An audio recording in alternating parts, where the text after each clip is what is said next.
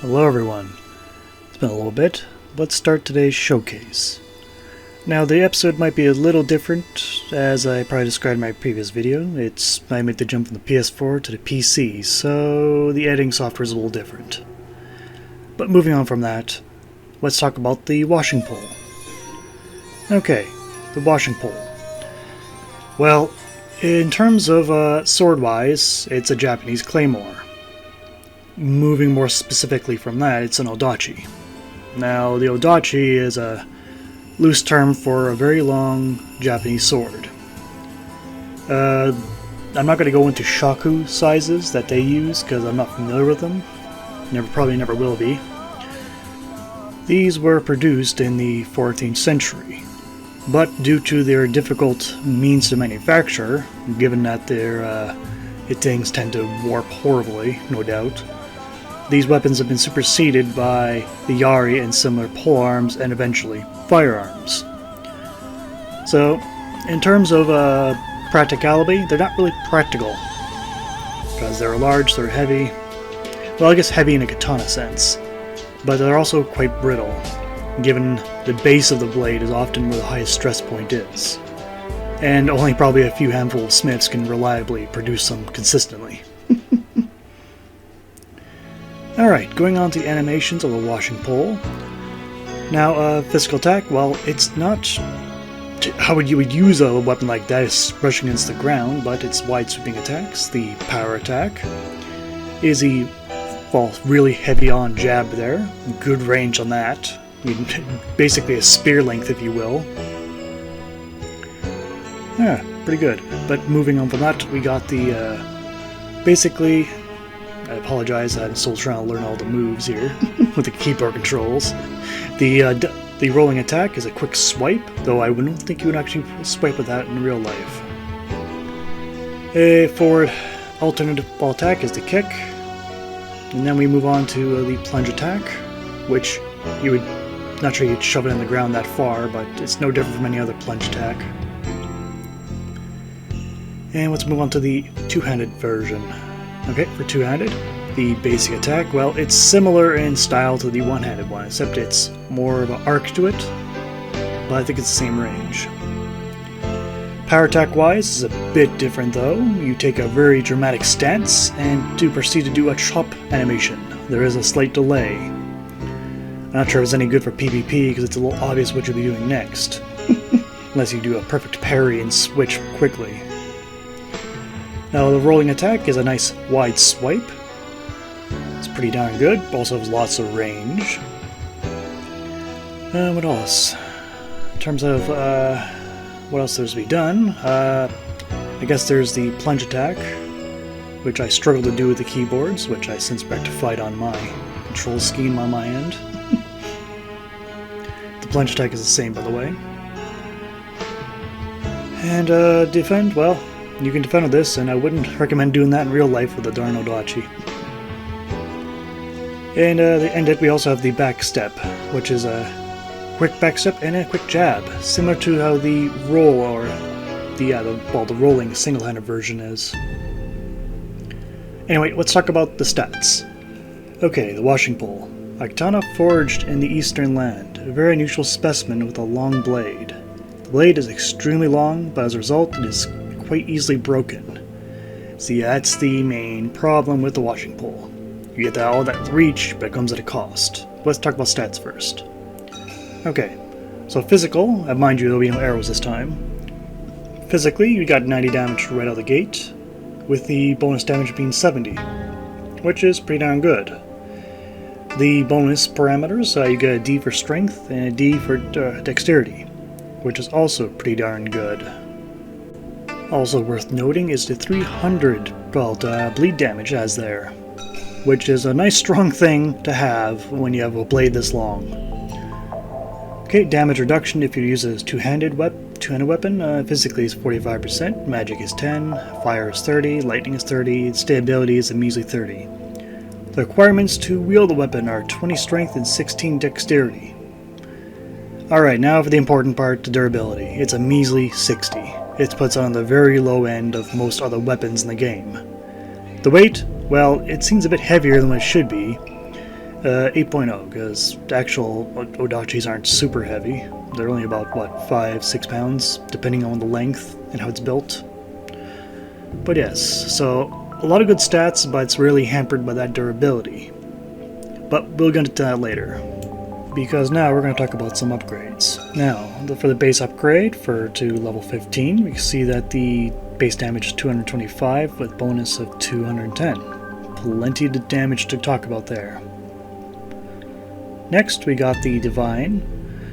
Divine-wise, never really the strongest, but if you want that extra holy damage, which is pretty good, 110 right there. And I guess in terms of significant difference, you lose strength goes to an E, and you get default faith turns to a C parameter. On the other end of that, we got the occult. Now you get that negative, or I guess the unholy damage, and your faith actually goes to B in ranking.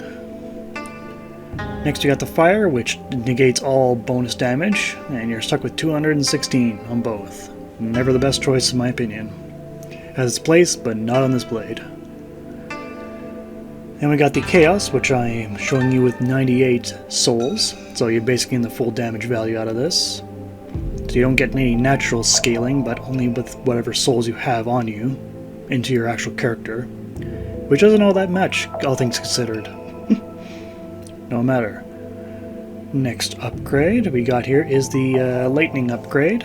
Again, you negate any bonus damage, and you're stuck with 225. Again, has its place, but probably not on this blade in my opinion. But no matter. Okay, almost done all the upgrades here. I did a little of an order if you might have noticed, but no matter. I got the crystal, which is the strongest, but gets the literally takes the durability, knocks down to 10% with only 6 durability. Basically nothing.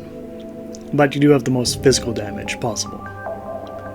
Then we have the magic damage, which takes the bonus damage and knocks it all to E, but gives you a C in intelligence. Is it worth it to you? All depending on your build.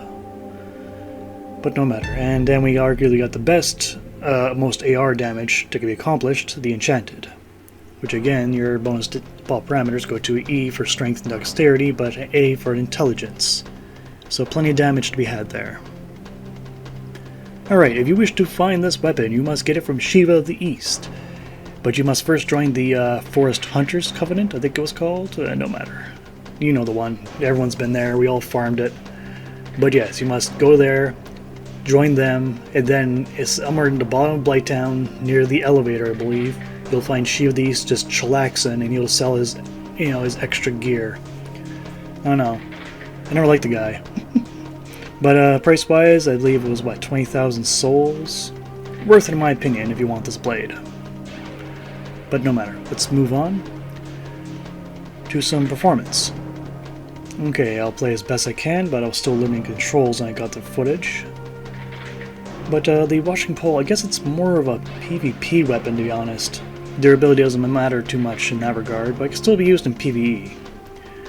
Now, in terms of these enemies, well, it destroys them utterly.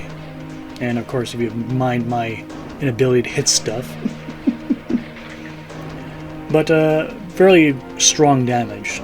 But these guys have next to no armor value at all. Let's bump up to a Balder Knight, who does have at least a decent armor value. And another thing I want to try and find out if I can actually get through their shields, but I guess I won't be finding out from this enemy. But no matter. It's all based on stability for the enemy's value. And you can see that the two-handed variant of the two-handed strong attack does, in fact, cut through the shield. What about the single-handed version? Nope. It does pierce and go right through and cause damage, but it does not. Alright, at least the PC version can walk very easily. Now going to a back sneak attack, you got a tremendous amount of damage there. 700 plus, lots. Most enemies won't survive very easily. Alright, moving on from that, let's talk on to a bigger opponent, the Anno Lonto Guardians. These guys have a fairly larger, much larger armor value, and if I could ever aim and swing the second two-handed power attack. Now, if I'm done making a total arse of myself, you can see that this damage is significant, even to these guys. It cuts right through them. But, of course, now my playthrough, my profile's a bit different. Still stuck in the first playthrough. Probably would be the case. But no matter. Since these battles are short, I'll fight against all three of them, and we can see that this weapon takes advantage of pretty much you have the length of two katanas, but you're using it as if it's one katana. It's the best way to tell the speed animation of this darn thing. It's a little broken in that regard. But you've probably been invaded by someone who wielded this weapon. I certainly have. They're obnoxious, but there's a reason why they're obnoxious. It's because of its style, its length, and how it's treated. Moving on to some last. Usually I have more room to fight the Capra Demon, but since the lava is still flowing and I didn't take care of Ceaseless Discharge yet, I'll have to deal with this tiny hallway. Now, I'm not so great when it comes to crowded spots. Never have been. I've made a total ass of myself in the past, and it probably won't be the last time. But damage-wise, this thing is still fairly significant. I definitely pretty much take chunks out of the Capra Demon easily. In hindsight, maybe it was better to do a boss fight instead of fighting in this tiny place. No matter. Now, if we're going to do some attacks on some humanoid characters, I normally take Kirk, but I forgot to revive myself, so I figured, why not go to the forest where you have to join the Covenant? Of course, these guys are significantly weaker, but they do behave, at least like newbie players, I guess. So, in terms of damage, it's gigantic. You basically cut right through a lot of these guys. So, it's all based on armor value. Now, take it as you will, this is probably useful combat data. It's probably not if I had to guess. But even they can't fall for the two-handed power attack. They immediately leap away when they get the chance to. Until then. I have my own words, no matter. Now for something I didn't test yet, the parry damage. Normally the parry damage is the very same as the backstab, but I shall demonstrate it here, and there you go. Basically, almost the same, but still pretty good. Alright, time for the pros and cons. Let's start off with some pros. Okay, obvious pro, super long sword. You got amazing reach, probably the best of any sword, unless you want to jump to a claymore. Then maybe they're the same at that point. Also, it's fairly fast for its weapon length. Probably the fastest, if you will, versus length. Alright. And I think that's basically it for pros. Cons, it is an incredibly brittle weapon. The durability is not really great at all. In fact, it's probably the worst of all the blade categories. Also, the power attack is an unfortunate delay. That it's not very useful in my opinion anyway. Alright, and that's some pretty basic pros and cons. Moving on to this score. Damage, I'm going to give that an A. Mainly between rough overall damage and DPS, this weapon does amazing. Reach, I'm also going to give A. It's basically a spear. For plenty of attacks, you can poke someone, well, decently good distance away. Animation, a B. Mainly because it uses the Japanese sword animation, but it is such a length that it's pretty much almost in a class by itself. Scaling is one of the weaker parts, so I'm going to give that a B-. But this weapon is not dependent on scaling all that much, all things considered. Miscellaneous, I'm going to give that a B-. See, where it does have a crappy durability, it does have that bleed damage you can take advantage of, providing your opponent lives long enough for you to actually implement it. So yeah. So overall, I'm going to give the washing pole B. It's a pretty damn excellent weapon. It has some shortcomings, but chances are you're using it for PvP, not PvE. But unfortunately, I'm not able to collect PvP data. But no matter. So, in conclusion, well, the washing pole is an excellent PvP weapon in my opinion. PvE, well, you can use it, just you have to fix it frequently. But overall, it's a pretty damn good weapon. Is it my favorite weapon? No, but I understand it's a lot of people's favorite weapon. Now, I probably didn't touch on the fact that why is it called a washing pole? I don't know. It would probably make the world's worst washing pole. But all jokes aside, I think the weapon's very satisfactory. But that'll be it, and that's Showcase for today. I'd like to thank you all for watching. Hope to see you guys next time. Take care out there.